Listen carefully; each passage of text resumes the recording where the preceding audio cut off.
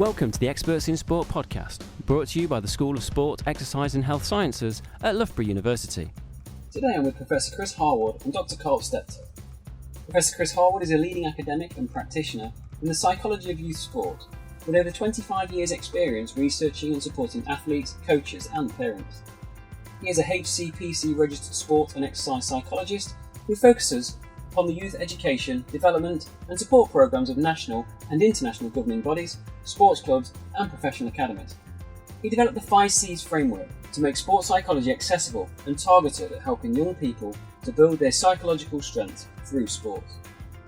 Karl is a HCPC registered British Psychology Society chartered sport and exercise psychologist with over 10 years experience working in both youth and adult sport, focusing on performance, developmental and well-being objectives.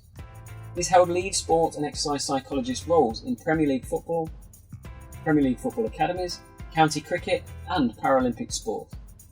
Karl has held lecturing positions in psychology at London Metropolitan University and the University of Greenwich before joining Loughborough University in 2017 as Sport and Performance Psychology Lead.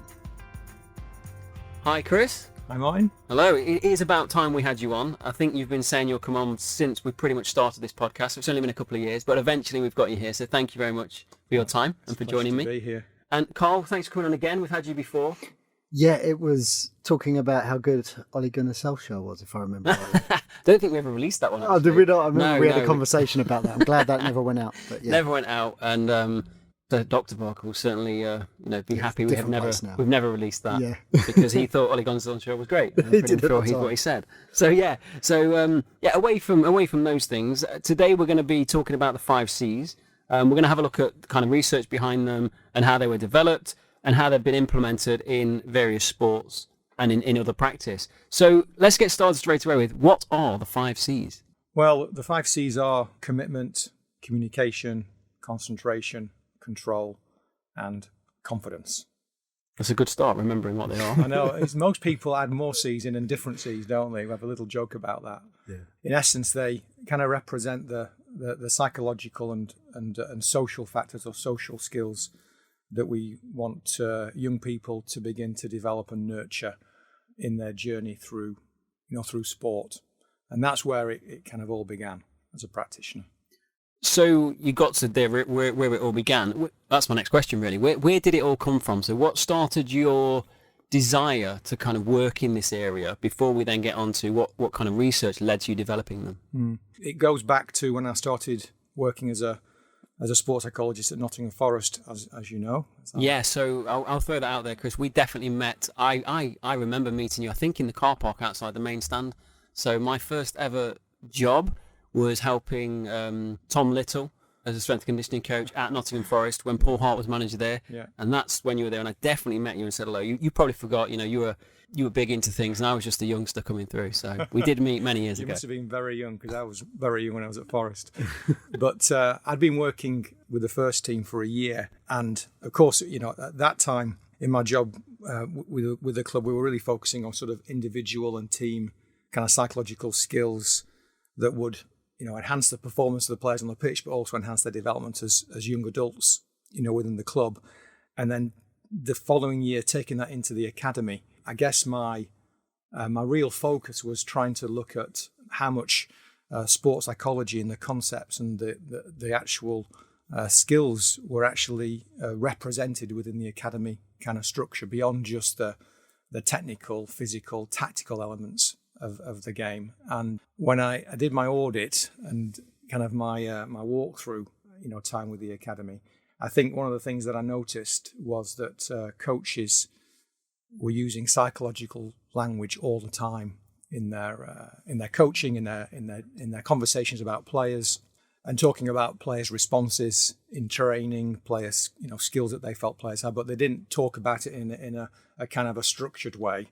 It was a little bit like, I always think about that Morecambe and Wise sketch where it's kind of, I'm playing, all the right notes, but not in the right order. And so for me, one of the key things was trying to help coaches understand the principles of psychology and the psychological skills that they could help to develop in their players. And hence the 5 C's really came from that, because it was a way of trying to gain access to coaches to help them to say, okay, well, we look at the demands of football and demands of sport, and they can be seen within the motivational demands that sport places upon a young person, the attentional demands, the emotional demands, and the interpersonal demands. And the best way of trying to help coaches understand that was through the 5 C's, that we want to try to help develop the motivation of players through their commitment, the communication skills of individuals, their concentration and control on the pitch, and of course their confidence as young people growing through the game.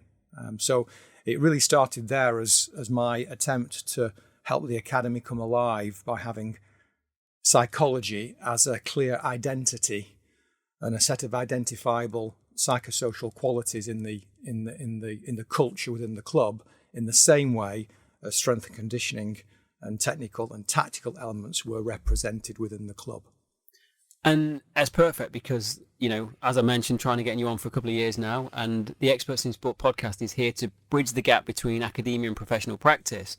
And the bridge the gap is certainly a main part of this, that it's not just academics going into practice and saying this is what should be done from our research. It is practitioners coming back to the research. And it sounds like the development of the 5 C's came from, boots on the ground, came from you experiencing things in practice and bringing them back into theory and kind of developing from there. Would that be a fair reflection? Yeah. I think I'm a big believer in trying to help coaches appreciate, in this case, things that they're already doing, things that they're pretty expert at, and also behaviours that they're seeing in their players, that they're coaching and nurturing, and trying to almost help them to access some of the theory and the research that's been done in sports psychology, so they can become better psychologists, if you know what I mean, as coaches, in terms of helping, in my case, a real value for me was helping kids develop a psychological return on their investment in football, in the club. And so the 5 C's as a framework was trying to, I guess, at almost like we call it at a meta level and above the theoretical concepts I was using level, was trying to bring in the concepts of motivational theory, of attentional theory, of emotional intelligence and emotional related theories, of self-efficacy theory, and trying to bring those theoretical concepts together in a package that coaches could understand at a behavioural level. And I think the hook for me was always around behaviours, because behaviours are obviously observable, seeable things, and you want to try to bring psychology to life like that coaches can definitely see. They can see what poor and what good communication looks like, and they can see what poor concentration or good concentration, or poor emotional control and very good emotional control looks like, because they can see it sometimes in the consequences that happen on the pitch. So trying to access their engagement and enthusiasm for helping players with those sort of 5 sets of behaviours really was a real win, and the way we did it in the research with the initial Forest coaches, because in essence the research was really all about helping them build confidence in their ability to integrate the 5 C's within coaching sessions. And it's an interesting concept, and I don't know, how novel this was at the time and how novel it is now, because you go back and, I've been around a few different clubs, and the kind of sports psychologist side of things, be interesting to get your take on where that's grown and developed, because there certainly was a stage where it's like, oh, sports psychologist, you need to go and send this player to go and see the psychologist. And that's definitely not what we're talking about here. So was that the case when you were there? And how have you helped, how's the 5 C's helped develop this concept that actually psychology can run through multidisciplinary, interdisciplinary team and actually be a useful tool to develop things? Is that where things are at now everywhere? Or is there still this element of go and see the psychologist? Yeah, I think we're certainly a long way down that road. I think that version of the psychologist that you suggested there is one that resonates for me early on, sort of 10, 12 years ago perhaps. But I think it's testament to sports that have invested in psychology that we've had a chance to grow and educate users on what it is. But not all sports have had that opportunity. I think football's led the way through the EPPP and mandating sports psychology. I talk a lot about the first few years for me in football was one where I thought, fantastic, football wants a psychologist, before I realised they had to have me. They didn't actually want me there. And 11, 12 years down the line, I'd like to think that that's a little different. They choose to have me there. And, you know, in various clubs, we've grown from what was 6 hours a month to 70 hours a week now. So there's a lot of growth. There's buy-in. Well, the inference is there's buy-in there because they've invested more in programs. But for me, it's always been about psychology and not the psychologist. And I think what the 5Cs framework allows us to do is get psychology dripping off the walls and getting other people to embed and reinforce those principles in a number of different domains. So not just the match day, not just on the grass in training at the places that I'm involved in. That could be giving young people a chance to demonstrate 5C competencies in the classroom, at home, working with parents in feeding back on how they've had a chance to practice these qualities in loads of different places. So, yeah, to answer your question, I think there still is a feeling that psychology is one-to-one work. I think that's still the default when you walk into a new place, because the people employing the psychologist aren't really, they know that psychology is important, but they're not clear on how psychology works. That's on us to continue to educate. But once you're in the building, I think the opportunities to, as Chris said, give players a psychological return, in my experience, 10% of my work is one-to-one. 90% is through other people. Yeah. I think it's certainly through the environment, isn't it? And that's when I started working within the academy itself, given it's obviously an environment where there's multiple stakeholders, obviously the coaches, the players, the parents, and the rest of the staff as well. The 5Cs initiative was definitely, I always pitched it as a developmental initiative. It wasn't about fixing problems. It was a little bit down the line of obviously, recognizing positive, psychological values and qualities, and trying to, progress and educate and raise awareness for players, for parents, and for coaches around the qualities and behaviours they could continue to develop, they could continue to train, they could continue to be proud of when they demonstrated those behaviours. A little bit like strength and conditioning, a little bit like growing something and growing strengths as a player. And the big thing about it, of course, was it was entirely an intentional initiative, in the sense that I tried to pitch it in the research that I did, the first paper, down the line of obviously taking a positive youth development approach and a life skills approach, was that, helping coaches to intentionally focus their sessions where they might be introducing drills which might have a technical or tactical return. So they're not necessarily changing the nature of the session they want to put on for the player, but they are talking around. And in today's session, we're also going to focus in on our communication.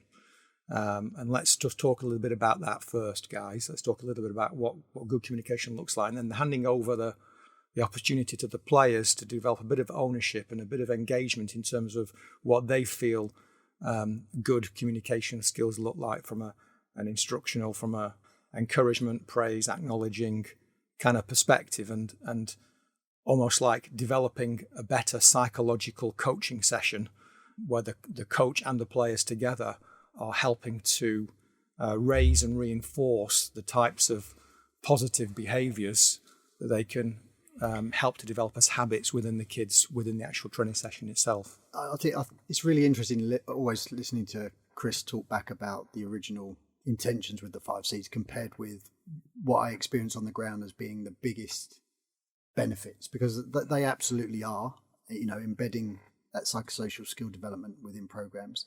But I think for me, some of the basic wins are having a shared language, as you say. I remember watching someone within a club give a presentation on the Cs from his understanding of them, and he listed 8 Cs, 7 of which were none of Chris's 5 Cs. And when I spoke to him, he said, to be honest, I just kept thinking of words beginning with C. But to have a shared language so that a player in a cricket academy, football academy, in a gymnastics environment, when they're 13 and someone's talking about confidence, that when they go to 15, 16, 17, people are talking about it in a similar way. Otherwise, they're having to display different versions of this same thing. So I think that's the first thing. I think the other motive for me was being involved in certainly in elite sport environments, being involved in selection meetings where people are being retained or released from cricket clubs, tennis clubs, football clubs. And a lot of the time I was hearing attitude, character, psychological language as the reasons why this person wasn't progressing.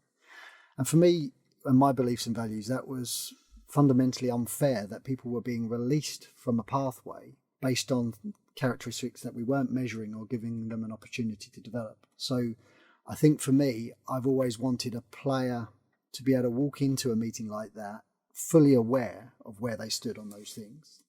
I don't think it's right that for the first time someone's going to leave based on the fact that your motivation's not where we need it to be, but you haven't told me that, you haven't given me an assessment of where that was, and you haven't given me an opportunity to develop it. So the 5 C's down the line represented a way of us having a shared language. Because it was behavioural, we can start to make it measurable and not get caught up in this idea that psychology is not measurable. It is. We've just got to agree on what good looks like. But then any player, parent should be able to ask me at any time how they're being perceived for their commitment and their concentration, and we should be able to tell them. But you can only do that if you've got that fundamental start point. So, yeah, they were the real motives for me, and the real things that have made a difference on the ground. Forget the research. The things that have made a tangible difference have been being able to give players feedback on how they're being perceived. Certainly in selection sports, because you don't only have to be good, you have to be selected. So I often say, I don't care whether it's true that you're committed. All I care about, the perception is that you're committed. And that ultimately is behavioural. That's an interesting way of looking at it. Yeah, I get that. So you touched upon there, one of the C's, you touched upon communication in terms of what that looks like. So if you go into a club or over the years that you've been in certain clubs, how have you been able to implement the 5 C's across the club? Because as you've just talked about, most of the time from what I can see, it's the coach that's delivering it, and it's the players gaining an understanding of what this is. I mean, if I kick off first, and obviously Karl can then follow on, because obviously he's taken it quite a substantial way from my original work at Forest. I think in the first instance, obviously, it was, and the 2 pieces of research, original research, were based working with coaches, and they were based working with coaches 1 C at a time around becoming more confident and more aware, more knowledgeable about how they could integrate, I want to say, psychological coaching practices in their coaching activities. And of course, if people read the book that we wrote from it, they'll see the progress model as the pedagogical kind of crib sheet for coaches to kind of go through in terms of trying to help players understand and feel like they were working on a particular set of behaviours alongside the coaching session they were doing. So there was this gradual kind of, I would say, 5 C's coaching climate that coaches could create. And of course, that was there to build their confidence as a coach, there to build players' confidence and understanding of and literacy around each of the C's themselves. And so that was very much, obviously, coach, player, and very much limited to training activity. The extension, obviously, is then obviously taking the 5 C's to match day activities and trying to employ it in a different context rather than just the training aspect. But we extended the education to parents. So obviously people read the research and everything we've done since is around trying to reach different stakeholders. So, running a consistent series of parent education and support sessions around the 5 C's. Help them to onboard them. So, you're trying to, in many respects, trying to manage the oftentimes challenge that academies or coaches have around kind of the more, let's say, the more difficult parent behaviour, the more challenging parent behaviour that coaches talk about. Well, for me, the 5 C's have been a real avenue for parents to actually help them to become educated and help them to become more expert, as it were, and more of a collaborator.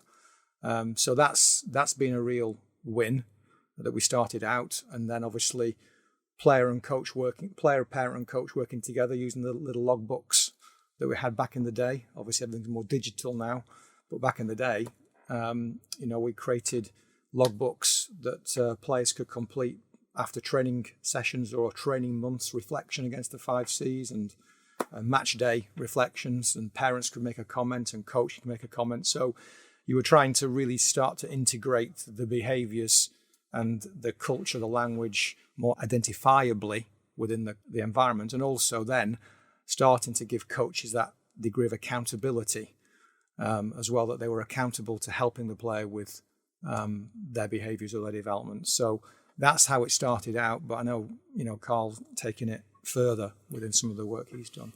Yeah, well, I don't know about further, but the application sometimes is a lot messier. So I'd agree. Most places I start is education around the 5 C's, and the win there, the success is actually having conversations about psychology. So the first thing the 5 C's does is enables me to have a conversation with coaches, with staff, with key stakeholders about psychology. So it's a win in itself that we're actually even talking about it. I think in 100% of occasions, that first conversation of getting on the same page, getting people to agree what commitment looks like, is the most heated debate ever. I mean, I've done day-long sessions, 2-day sessions, where all we're doing is trying to agree on 2 or 3 behaviours that are consistent with the ideas of commitment and communication, etc. And there's so much disagreement, and a lot of coaches who, again, lots more people working in sport now will have had an education in psychology to some degree. They might have taken some modules, so they come into the room with an opinion on what psych is and what's important in their sport, and so it can be quite heated. But that in itself helps them realise, oh, blimey, we're all talking a different language here. So again, there's some unintended benefits that I've found. To start with, I used to get quite frustrated that, now hang on, this is what we know, we should all do this. But really the real gold is in the discussion and the disagreement, because people are starting to realise, if we can't agree, how is a young person going to know what commitment looks like? Because I've got 10 coaches here that are going to be communicating different messages around what emotional control looks like or whatever. That's a really interesting point about having those people understanding the same. So just, have you got any examples of that regarding commitment? So where are those heated debates? Where do they sit? Do they sit around, you've got to be 10 minutes before the session? Is that one of the things? Or what other things are we talking about? Yeah, and again, it might be beyond the scope of what we talk about today, but, these 5 C's, Chris has talked about talking about them in isolation. In actuality, they happen in an overlapped way. Someone's not being committed and then they're in control of their emotions. These things happen in real life in an interchangeable way. And also there's a developmental literature behind this that helps us understand that there are certain behaviours that we can expect at certain ages. So I think a common example is perhaps around concentration. In talking to coaches across sports of 10-year-olds, 11-year-olds, 12-year-olds, and they tend to hold expectations around their ability to concentrate or manage distractions based on elite performers. But cognitively, young people haven't developed that way. And the same with the overlap with emotions, understanding that at 15, 16-year-old, the emotional development and cognitive development have happened at different stages. So it's wrong to expect. In fact, if someone does display ice cold composure at 15, that's actually not normal. So rather than expecting everyone to be like that and Dennis Bergkamp, well, no, they're 15, 16. Actually, there's a range of normality here that doesn't mean you have to go and refer them out to see Karl. There's not a problem that needs fixing. They're 15. And I could pretend that I'm going to intervene for the next year or two, but what I've actually done is just sat there and wait for them to be 16 and they'll be absolutely fine. So that's a hard thing. And what we've tried, I think where I've tried to take the 5 C's in the last year is to build on these behavioural expectations and put a developmental thread through it to say, well, look, the expectations of someone's communication at 10 is different to that at 21. We can start talking about leadership and their communication around other people here, whereas at 10 it's about the ability to vocalise that you feel anxious, for example. But, I say these things as if it's happening and look how good we are. We're just scratching the surface. And I think we get good engagement with some people in some clubs, but we're a long way from it being, everyone's on board with this, because there's always someone waiting to tell me that it's not the 5 C's, we should be doing something else. Yeah, it's really interesting. So I'm coaching my boys under 7s at the moment, and I do steal some of the C's at the moment. We've got about 3 of them we're doing okay with for 7-year-olds. I don't want to be critiqued though right now. But interestingly, the FA had another silent weekend this weekend, and the team we played against agreed to the silent weekend, and we've had 2 of them. And the first one was everybody silent, coaches and everybody. And apparently the feedback was that actually they wanted some input from the coaches, because it was probably a bit strange for them to be totally silent. So this time there was input from the coaches, and we're not shouty coaches, we're quite quiet anyway. But the feedback from the lads was certainly, you could see the joy in their face that their parents weren't shouting things at them. You could see that confidence actually oozing out of them because there wasn't people screaming at them. But even when you said that, my ears always prick up with that, because you spoke with some certainty there that you could see their confidence. Yeah. And I'm thinking that's interesting. Critiquing me. No, but that's the point, right? Because coaches will say you just know. Yeah. And that's not helpful. Yeah. It's good for the coach to know, but for an athlete that's trying to get selected, he needs to know, what have you seen that says that you're confident? Now, if I'm working with a player where the coach says, can you go and work with that player, I think his confidence is low. Often I'll go and work with that player on something completely different. It might be their commitment. Yeah. It might be their motivation. We might do some goal setting work or understand how they measure success in certain situations. 2 weeks later, I'll say to the coach, how's he getting on? You say, yeah, he's much more confident. So sometimes you are working directly on the thing. Sometimes you're working on something completely different. But the one thing that you are doing is you're trying to do something useful. And in team sports, the most useful thing that you can do is change the coach's perception, because you need to get selected. So I just need to know what the script is. And the script is the 5 Cs. I say to players in all sports, you're just actors to some extent, but at least as coaches, at least tell the actors what the script is. Don't let them guess. It's a really, really interesting point, I think. Yeah, I was going to say, I think just hearing that exchange there, I mean, what made me reflect a little bit in that conversation is that actually, obviously, if you had that silent weekend and coaches could speak but parents couldn't, but you saw some differences in the players, actually spending the time to talk to the players about how did they feel different, or what did they notice about themselves in terms of their own behaviour, and indeed what was it about their parents' behaviour, for example, then, or the lack of it, which actually made them feel more confident or made them more committed, or maybe give them the chance to actually communicate with their own teammates better rather than be distracted by the touchline. So trying to understand from the player's perspective what made their 5 Cs or their behaviours improve in a match, because what that does is it gives us a line into helping parents and coaches with their own 5C behaviour. Yeah. Because if you take, for example, theories around social learning theory or modelling, then one of the key things is, obviously, if we want our players to demonstrate particular behaviours consistently, we have to model them ourselves as coaches and as parents to those players. And so one of the things we push on to is kind of, okay, it's not just about educating and helping players become aware of what good looks like and help them to have a go at developing those behaviours consistently within training and matches. It's actually saying, okay, well, what do we expect of parents in terms of modelling the 5 Cs, which help the players to have a good chance of, kind of replicating that. And I think the other thing as well, from the communication point of view, is that when we did the research, when coaches did the communication C, which is they introduced the concept of communication and kind of, helping, encouraging, listening, praising, etc. Within sessions, the other Cs were elevated.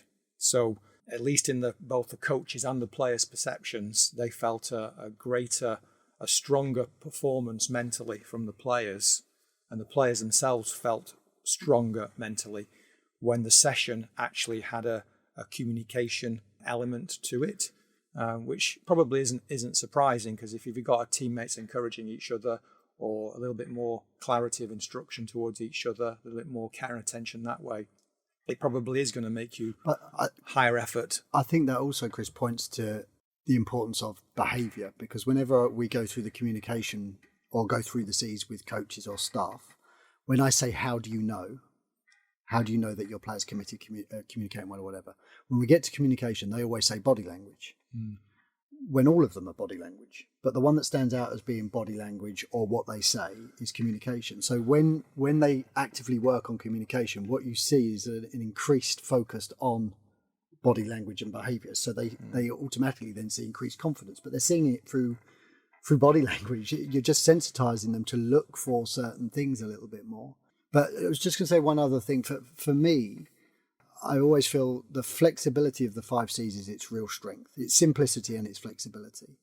But I work with the 5Cs as a process, not as this is an off-the-shelf thing that we apply to your sport. Its flexibility is if I go and work with Man City or Barcelona or Notts County, the behaviours that hang off those Cs are going to look very different. They're going to be underpinned by the same theoretical underpinnings or same influences, but you would expect, and this is where you get to flexibly work with different identities and clubs' values and culture.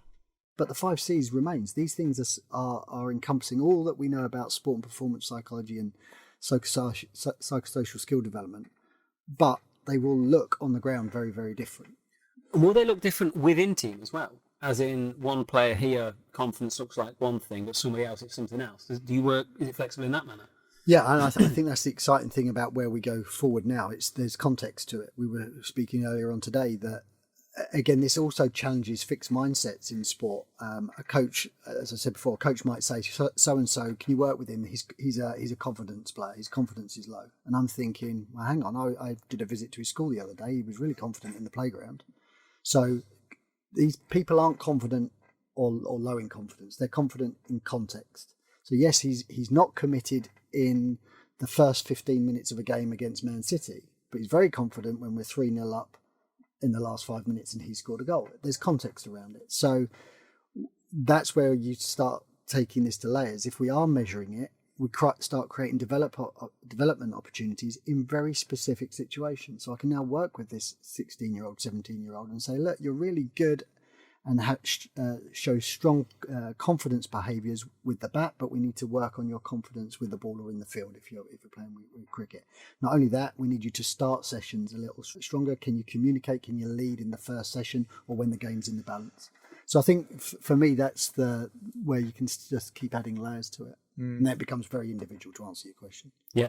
I think the concept of taking it into different contexts and domains is also another thing that for me was important when I started working in youth sport as psychologist at Forest, because it was around trying to, from a more moral and ethical perspective, ensure that whatever happens to the player in terms of their journey through the academy from under 9s to 16s or 18s, at some point potentially they're going to be released, or at some point potentially they're going to take a different entry route, exit route, whatever route you want to call it, into within the game or different parts of the game within there.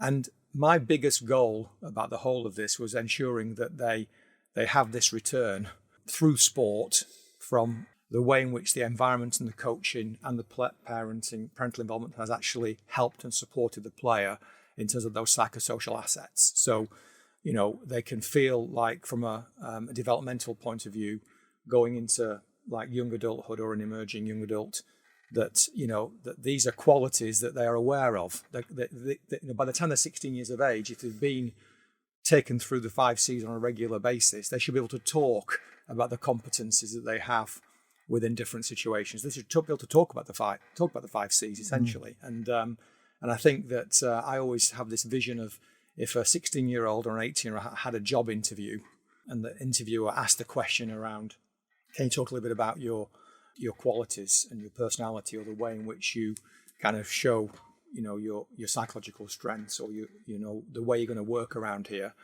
They'd be able to actually draw from the 5Cs or draw examples from what they've learned from being through sport, because they can take those qualities into different contexts and have quite a literate and quite a confident conversation about who they are. And the qualities they've had, and I think we've got a responsibility in sport to do a lot more of that and do it a lot better than we do. I think that the challenge is knowing that would be of tremendous benefit to a young person, whilst at the same time recognising that when they're 13, 14, they're just not interested in that. They're just interested in football, or they're interested in cricket, or they're interested in their tennis, and they can't see that. It doesn't occur to them that that's a possibility. So trying to take those ideas from Chris there and put it into a project that we're looking at the moment, which is a 5C scrapbook, that during the child's journey, they document. Back in the old days, you'd keep a scrapbook and press clippings of your performances and things like that, but where we can just capture those experiences. So when a child gets released or goes through a transition, we hand that over to them, and they actually leave with something tangible to say, this was my journey, this was my time at the club. Because an academy, whether it be cricket, football, tennis, has the potential to be a real positive experience. And at the moment, it's still, obviously getting into a first team is still the priority, but to tangibly go, okay, that's what I got from my 10 years there. For parents as well, for everyone. Yeah, that's, I mean, obviously being around the education in football previously, it's a really interesting area, isn't it? You know, we all know that, you know, whatever, according to the latest research, I think about 90% of players who go through academy systems get released. And more than You that, know, it's probably more than that, but I saw some research on this the other day. And therefore, what are we doing for those players who get released, and how can this impact upon their lives? I think is a really, really great step that could be taken. That could take a whole podcast. So I'm just going to park that. Going back to some of the questions you talked about behaviours, and you've talked about different behaviours in different environments and things like that. But you've also talked about being able to measure the 5 C's. So, a couple of questions here. How are you measuring the 5 C's? And is this being implemented into EPPP when you're in some of these professional football clubs? And do you look at on the pitch and off the pitch? So this one's close to my heart, and again, we could do another podcast on it. But again, the flexibility of the 5 C's framework means that practitioners in psychology who practice from various flavours of psychology, and I think that's an educational piece for service users. Not all psychologists are the same. We come from a different philosophical position. And that's really important because it impacts how we know psychology and how we measure it. So when you ask that question, Chris put forward the fact that it's behavioural, and that aligns with my approach to practice. So one way of measuring is to look at behaviours. You could look at the frequency of behaviours. You could look at the absence of behaviours and measure it in that way. You could look at the quality of the behaviour, and once you've agreed on the type of behaviour, you could then measure from an expert's opinion, the coach's opinion, the quality of that persistence behaviour, if it was commitment, for example. But you might want to measure, thoughts around anxiety and the reduction of thought. It depends what position you're coming from. And again, that's where I think the science or the discipline is sort of ahead of the service users at the moment. They don't realise there's different approaches. The reason it's important is the Premier League, when they first started, mandated how to measure it. So what you had was psychologists going into a job, excited that they've got a job in the first place, and then they're being told how to do their job by people who don't know what the job is. So yes, you're being told, can you produce this profile? Well, it depends on my approach to practice. I might not use that profile. I might not think that that's a consistent profile. So that's the long-winded story. Has that changed now? Because I know we spoke about this a while ago. Yeah, there's more flexibility now. I think it's fair to say that profiling is something that most sport and exercise psychologists will do. How you do that profiling, whether you're reducing someone's commitment to a number or whether you're doing it in a more qualitative way, there is now far more flexibility to do that. So just going back for listeners, I mean, the EPPP, how often are we doing reviews on EPPP? So Elite Player Performance Pathway. Every 3 to 4 years, there's a number of audits in between. So that's the audits and where things are changing. Players are getting reviews depending on age, it's slightly different, I think, but every year, every 6 months, 3 months? No, so again, different academies work to different meso cycles. So we have a 10-week cycle at one club, we have a 6-week cycle at another club, and players will be reviewed regularly at the end of that meso, where they're told across all disciplines how they're progressing. I think a nice advance over the last audit cycle is, rather than there being a strength profile, a sports science profile, a technical profile, and a psych profile, these profiles are now becoming interdisciplinary. So there'll be a performance question for 14-year-old that needs to work on their 1v1 duels, and there'll be a profile that helps answer that question, which will be psychological strength based. So we're trying to, rather than a player having to have 5 plans, they should have 1 plan. Because the most important thing, although people don't like to admit it, the most important thing on elite support pathways is technical ability. Our role, as much as Chris's desire to develop transferable skills is very admirable and is very important, on the ground, it's not the most important thing. It's a nice byproduct of being in an academy. But the most important thing, where you get most engagement, is how do you make this player better? Yeah. And so the psychological profile to get engagement has to really speak to, well, how can I make him faster? Well, I can motivate him to get in the gym more. How can I increase his 1v1 duels? Well, I need to work on his commitment, and so on. Yeah, I mean, we've all been around clubs, and we know performance is king. So if you can show the impact of psychology on performance, then you're in for a winner. Yeah, and we'll get the other stuff once we're in. So I think we've touched upon, the impact that this is potentially having? Is there any impacts that we're missing here? I mean, in terms of, obviously we did the impact case study for last ref, which was obviously largely within football. You know, it was written around the work we've done with the FA in terms of coach education, the work we've done with that been implemented in para football, the work that we implemented within the Premier League academies there, and the impact, as Karl's alluded to as well, in terms of actually providing a framework for practitioners to use, and also to get jobs for practitioners. Because the key thing in sports psychology that we obviously want to promote is actually the importance of the discipline and the framework being valued by clubs, and therefore psychologists being educated in that framework to give them, you know, employment essentially. But I mean, you know, I guess we're taking it into other sports. I mean, I do obviously a lot of work within tennis, and I've been incorporating the framework with coaches, but mainly actually with parents as well in tennis, which is probably another podcast. But trying to, again, as part of my strategy, you know, there to help parents understand the psychosocial aspect of the game and the ways in which they can, again, help a player to have a positive experience of tennis along the pathway, like that from working through sport, you know, point of view, which will be, again, take Karl's point about technical ability, but at the same time, I think there's still an opportunity for us to be very intentional in the way we introduce, you know, psychology. It takes nothing for a coach to be able to talk around the psychosocial quality in the context of performance on the pitch, but also ask a question about how they're doing at school and other domains as well.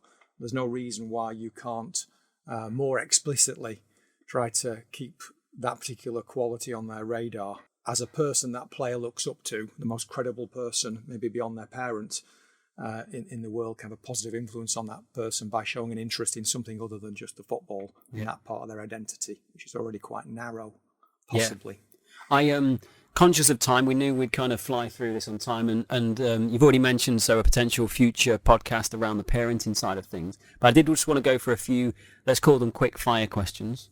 So around the 5 C's. If somebody wants to work with the 5 C's now, so whether that be a coach or an organisation, what's the best way for them to learn about it and move forward with it? I mean, obviously we have a website, you know, some of you will be aware of, you know, the5cs.co.uk. So there's material on the website for people to take a look at and go through the website for coaches, for parents as well.